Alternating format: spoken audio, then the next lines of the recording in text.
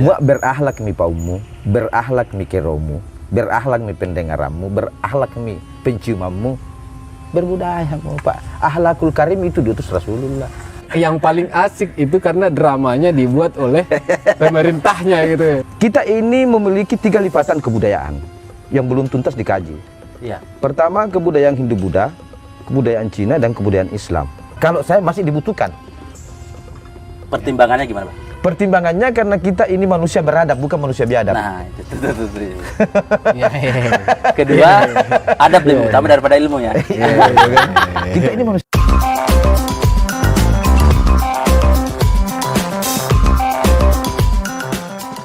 Saya selaku orang Mandar pun, saya terkadang berpikir bahwa nggak tahu nggak bahasa kebudayaan di Mandar juga hari ini ya, artinya interpretasi budaya yang kita pahami selama ini yang diwariskan oleh leluhur kita, apakah memang sudah koherens dengan kehidupan kebudayaan orang-orang yang ada di Mandar hari ini?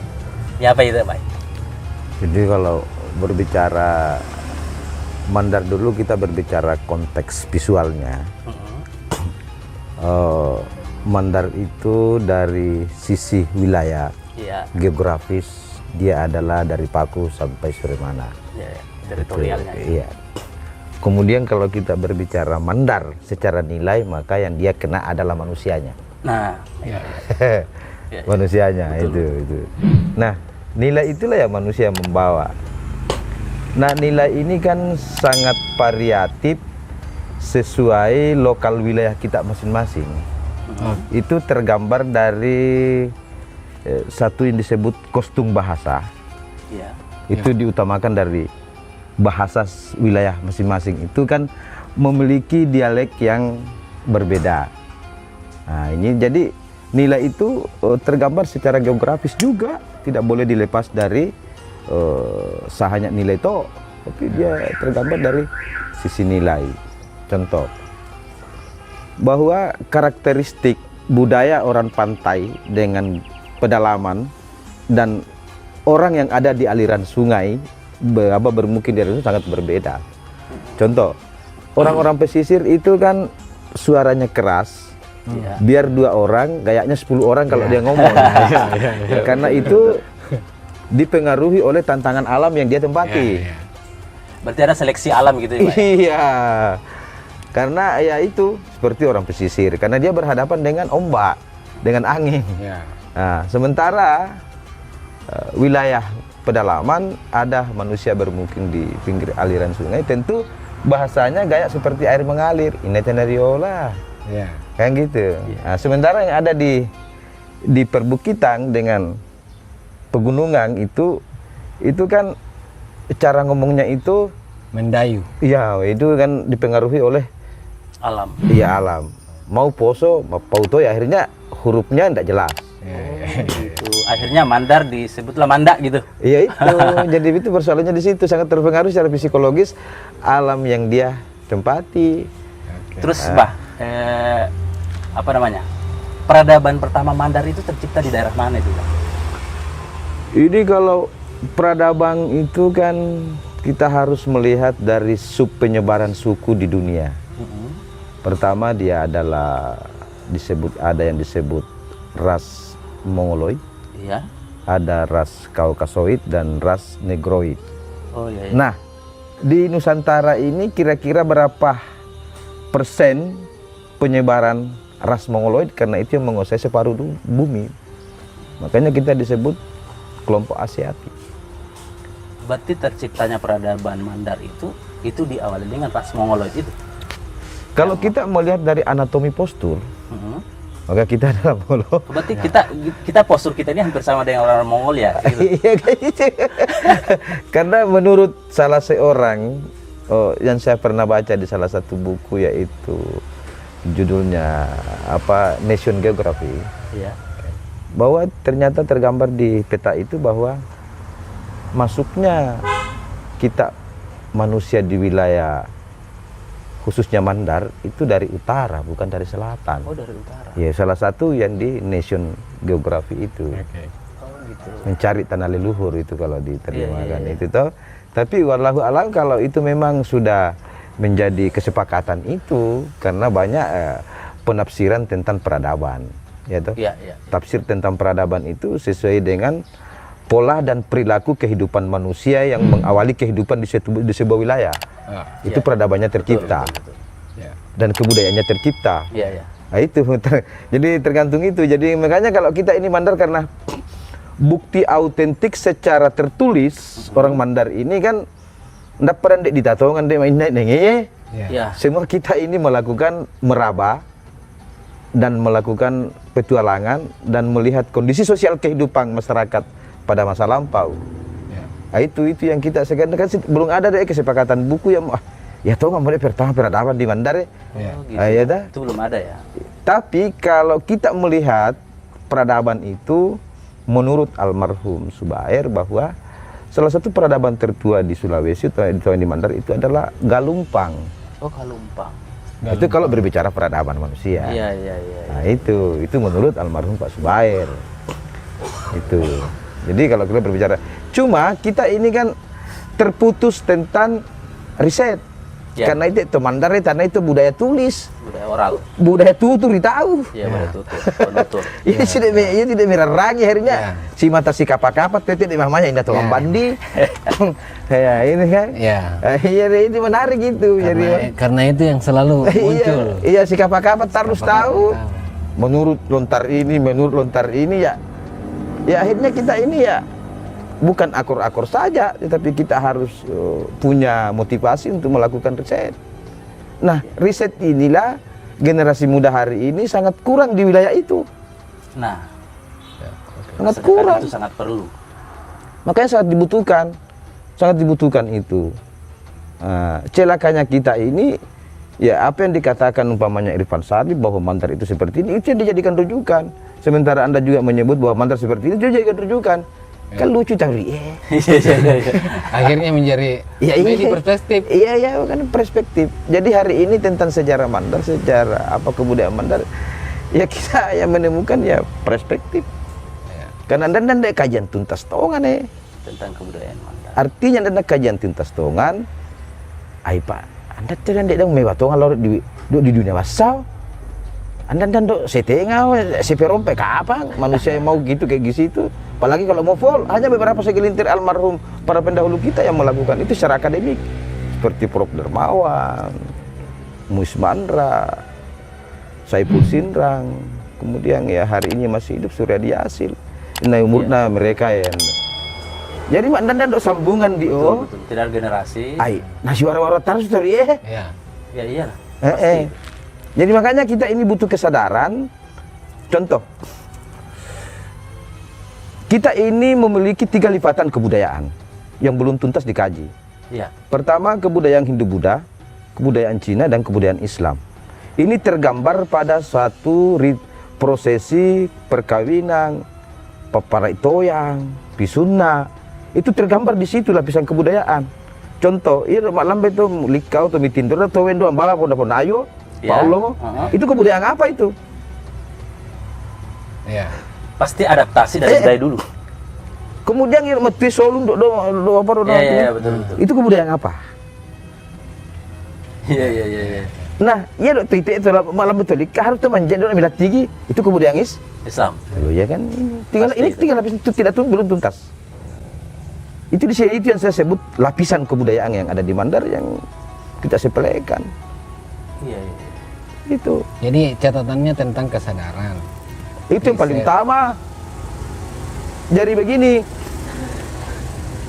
saya bukan melihat, tetapi saya merasakan ya, bahwa anak-anak muda yang sudah punya semangat anak-anak muda ini mau meriset, jangan dipotong dulu lah. Iya. Dibiarin aja. Support dia malah aja. disupport.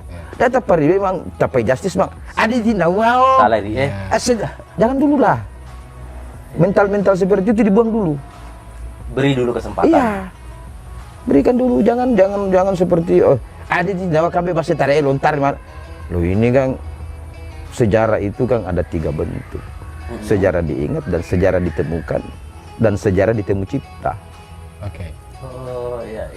Sejarah diingat itu ya seperti cerita. Kemudian lontar, karena lontar itu tidak ada kejadiannya bersamaan dicerita dan ditulis. dia memiliki perbedaan yang jauh, baru ditulis. Iya pastilah. Nggak mungkin Nah, ketika pada saat itu pun ditulis. Sejarah ditemukan itu adalah situs. Iya situs. Nah, situs itu dibutuhkan satu kajian metodologi secara akademik. Iya. Nah, sejarah ditemu cipta ini kan sudah banyak. Seperti hari jadilah, itu kan sejarah ditemu cipta. Bukan sejarah dicipta, ditemu cipta. Ya. Karena memiliki peramuan-peramuan kan. Oh gitu. Terus apa yang terjadi dengan kebudayaan kita hari ini Bang di Mandar? Terkait persoalan ya, sesi apa ya? Saya sih berpikir bahwa mayoritas dalam kebudayaan kita itu adalah adab yang dipertuan gitu. Maksudnya adab yang dipertuan adalah di usul di pokok sebenarnya yang seharusnya kita lakukan, tapi kita tidak lakukan untuk saat ini. Bahkan terjadi gradasi moral untuk generasi hari ini. Apa nepelina sampai do pasar Pak? Pak dan Jadi- itu nyatawe Pak dan itu pokoknya Jadi ada yang disebut periodisasi. ya periodisasi. Jadi ada periodisasi kehidupan manusia di mana kearifan lokal itu menjadi indikator kehidupan 75 sampai 80%. Karena jumlah manusia pada waktu itu masih sedikit. Iya. Intelektualitas seperti Irfan itu belum ada umpamanya toh. Iya, Itu.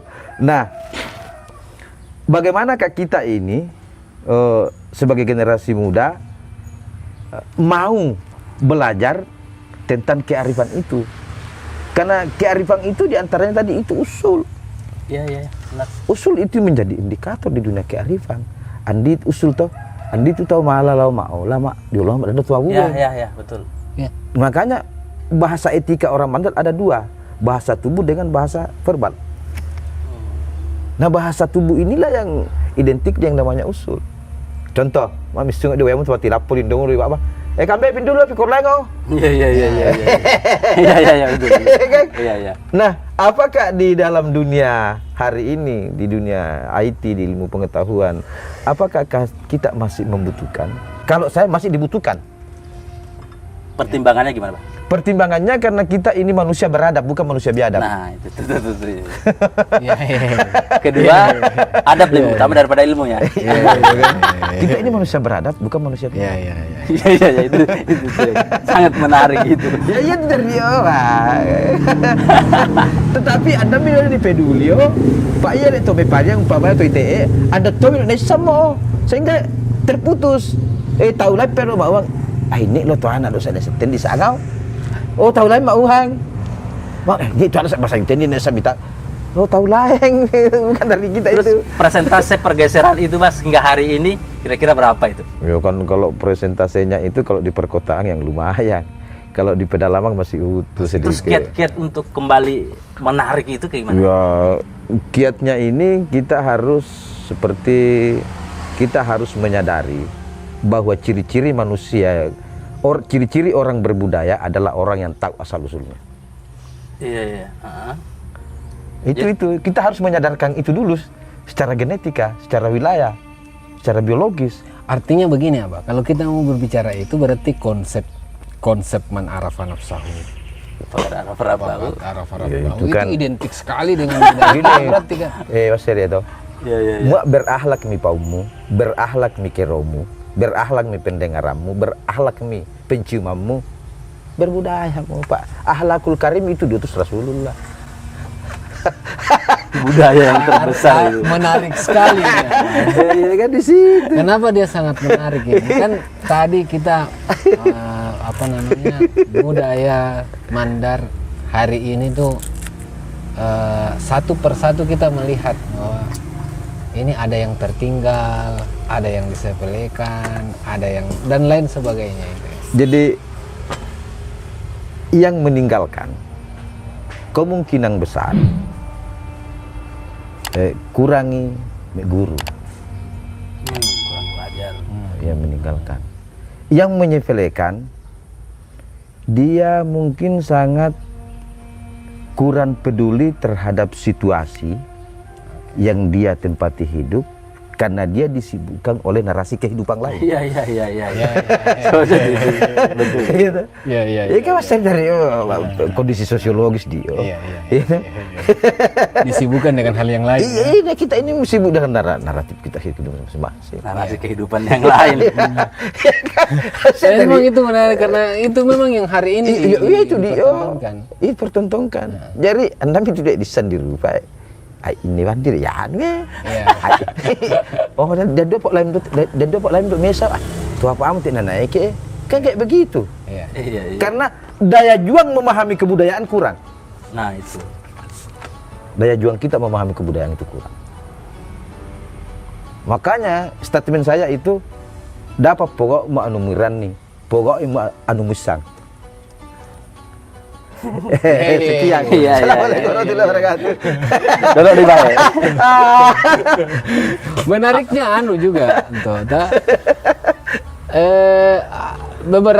beberapa momen ya, beberapa momen orang mendiskusikan budaya itu kan tidak serta-merta bahwa akhirnya yang membicarakan budaya itu adalah yang memahami budaya. Tapi akhirnya yang mendiskusikan budaya itu adalah orang yang sesungguhnya di luar dari budaya. Orang yang tidak paham tentang budaya. Bahkan orang yang tidak paham tentang budaya. Tapi kita mensyukuri karena diskusi itu kemudian salah satu jalan untuk memahami itu sendiri ya. Tapi kalau menjadi sebagai narasumber budaya dan Anda bukan di dalam budaya, itu kan ngawur. Iyalah. Ya kan? Nah, inilah yang kemudian beberapa drama yang muncul tentang itu diperhadapkan oleh kita ini. Apalagi yang paling asik itu karena dramanya dibuat oleh pemerintahnya gitu ya. Tapi kan ini pentingnya ini karena kita memang penting membangun itu tadi catatan kesadaran. Iya. Kesadaran. Catatan kesadaran ini memang penting bermula dari atas. Karena kalau dia tidak bersifat top down, ini masyarakat ini di bawah juga akan goyang. Melo maita budaya panguma Mak Sani Lita. Ya. Ada konsep filosofinya. Gimana itu? Alawe membolon di nawang, nawa membolon di alawe, berarti konsep menyayangi lingkup.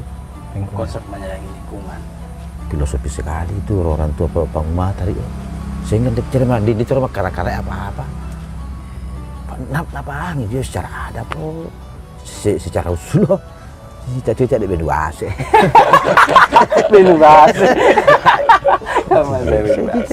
Sekarang begini, saya masih ingat di zaman saya itu kan masih ada pelajaran tentang sejarah Mandar kan, masih ada, ada kegiatan pelajaran ekstra, gitu muatan kan? lokal. lokal.